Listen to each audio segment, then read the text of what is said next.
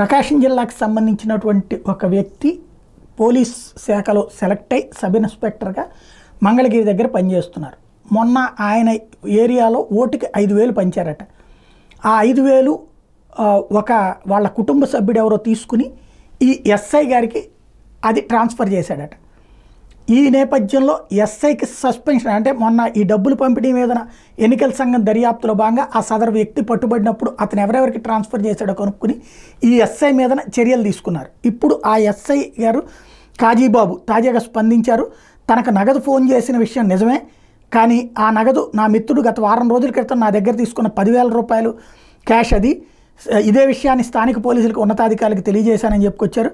ఎన్నికల నేపథ్యంలో జరిగిన డబ్బులు పంపకాలనే విషయం తెలిసినే కావాలని ఇలా చేశాడనేటువంటి విషయం మీద ఆవేదన వ్యక్తం చేశారు. విచారణకు తాను పూర్తిగా సహకరిస్తానని, కేవలం మిత్రుడిచ్చిన నగదు విషయంలో ఇలా జరగడం బాధగా ఉందని చెప్పుకొచ్చారు.